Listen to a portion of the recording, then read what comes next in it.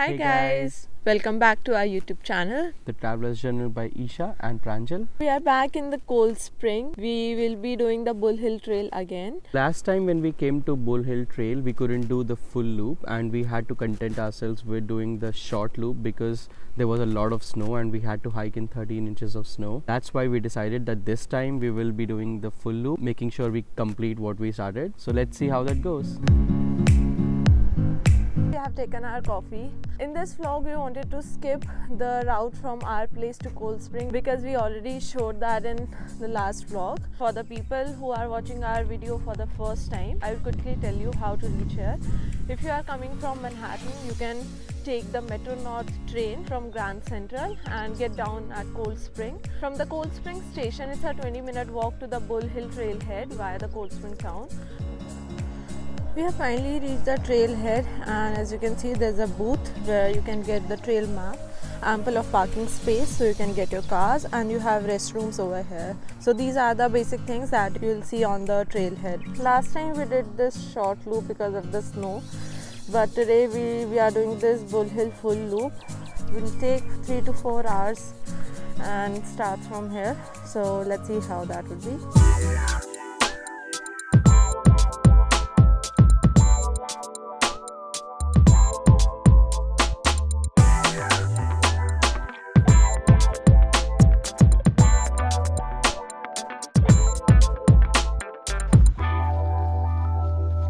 Although this is a moderate trail, but the path is quite steep. I think the initial ascent is pretty steep and we didn't realize it that much last time when we came here, and that was probably because our speed was anyway very slow because we were trying to walk on the ice.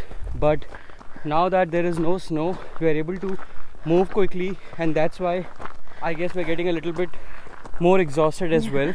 But all in all, it looks like a nice hike.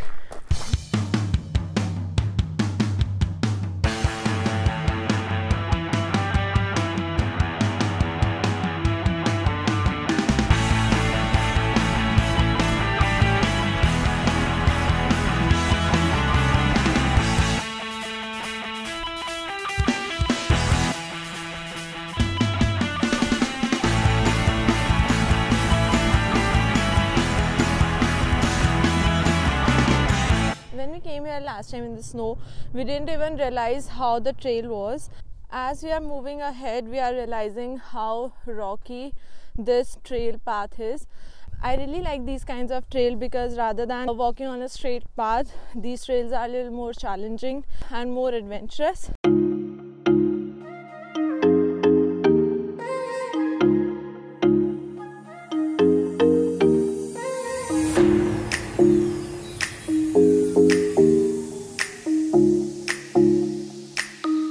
So we have finally reached the spot where both the trails divide. On my right, you can take the short loop which we did last time, and it is represented by the yellow markers you can see on the tree. And if you go up there, that's the full loop which we will be doing today, which is represented by the white marker. So this full loop will take 2 to 3 more hours. Let's see how that would be. We reached this place where we found this small water source and we could hear a lot of noise, and initially we couldn't figure out from where the sound was coming. Then we looked closely and it looks like it's the frogs which are making this noise, and it's quite fascinating to hear this sound. And you can see some dogs trying to figure out what we tried figuring out a few minutes back. So guys, we have been hiking for 2.5 hours now. We have taken a break and you can see how beautiful the view is from this point. I believe we still haven't reached the top, but we have covered almost 80 to 90%, and the view is just breathtaking from here. And we have got ourselves some fruits and nice sandwiches. So we'll have our lunch, enjoy the view and the weather.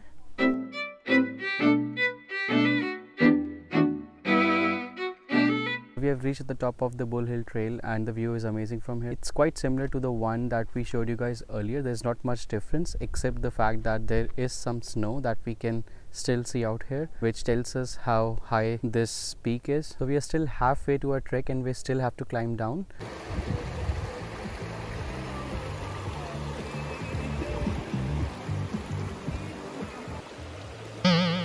So we have been hiking for 4 hours now and we are on our way down. We have taken a break again, and this time we are sitting beside a stream of water. It looks really pretty. The sound is very nice and refreshing.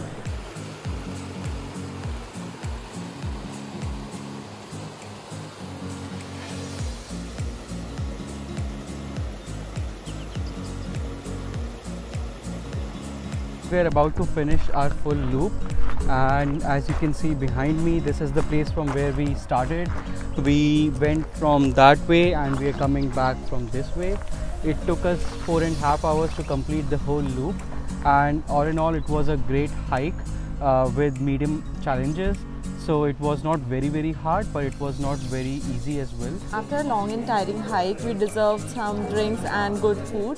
So we have come to the Cold Spring Depot restaurant, which is right next to the Cold Spring station, and the food looks amazing. We have ordered drinks, burger and one chicken appetizer. This looks really amazing. We'll enjoy our food and we'll see you guys in our next vlog. Thank you guys for watching our video. Please do like, share, comment and subscribe to our YouTube channel. The Traveler's Journal by Isha and Pranjal.